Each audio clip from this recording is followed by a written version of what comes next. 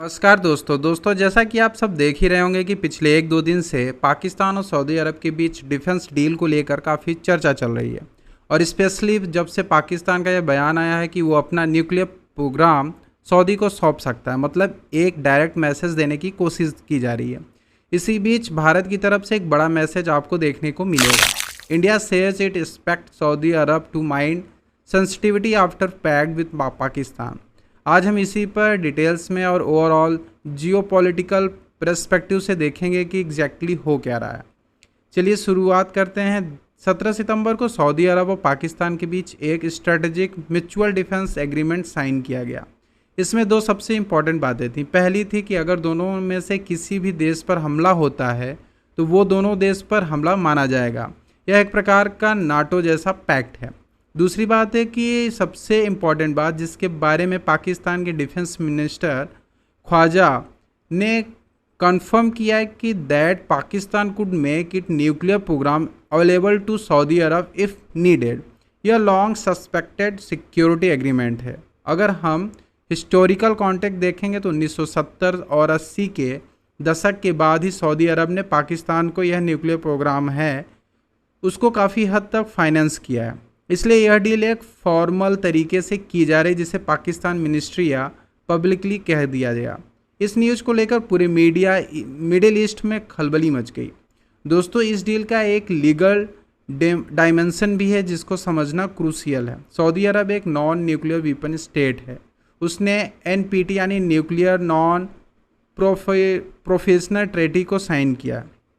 पाकिस्तान एक nuclear country है जिसके पास एमपीटी को साइन नहीं किया, जैसे कि भारत ने भी नहीं किया है।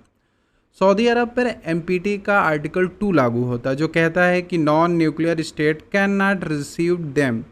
यानी अगर पाकिस्तान सऊदी अरब को किसी भी प्रकार का एक्चुअल ट्रांसफ़र करता है जैसे कि न्यूक्लियर वेयरहेड या तो ये एनपीटी का वायलेशन होगा। ऐसा होने पे सऊदी अरब अब क्या कहता है, सेंसेशन लगा सकता है, इंटरनेशनल सेंसेशन भी हो सकता है।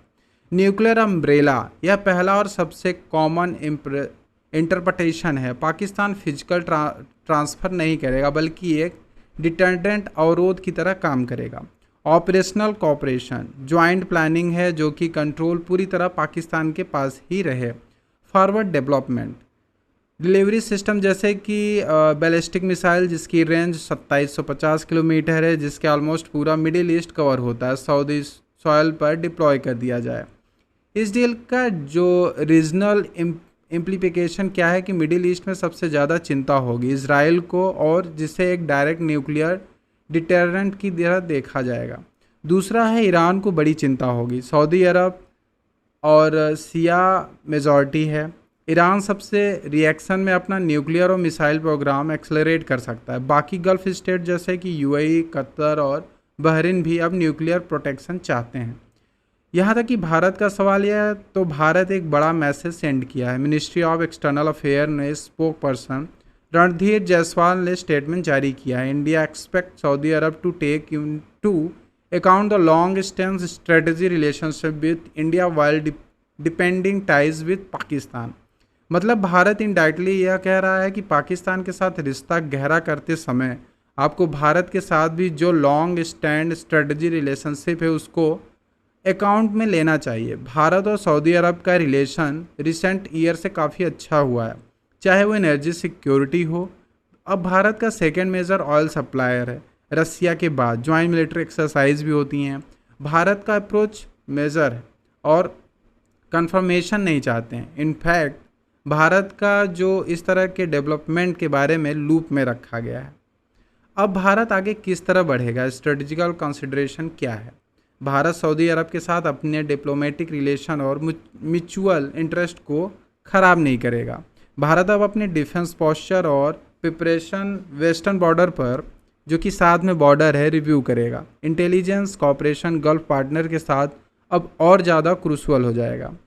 ट्रेड की बात करें तो इंडिया सऊदी में एनर्जी और ट्रेड टाई काफ़ी क्रिटिकल हैं। इस डील का असली कारण यह है कि पाकिस्तान को इकोनॉमिक क्राइसिस के चलते पैसे चाहिए और सऊदी अरब को इस प्रकार से न्यूक्लियर अम्ब्रेला के अंदर सिक्योरिटी मिल जाएगी। यह दोनों के लिए विन विन सिचुएशन है। खैर, जानने से पहले दोस्तों एक इंटरेस्टिंग क्वेश्चन है कि क्या आप बता सकते हैं कि सऊदी अरब के वेस्टर्न साइड में रेड सी और पैरेलल में कौन सा माउंटेन रेंज आपको देखने को मिलता है? इसका राइट आंसर आप मेरे इस चैनल पे कमेंट करके बता सकते हैं।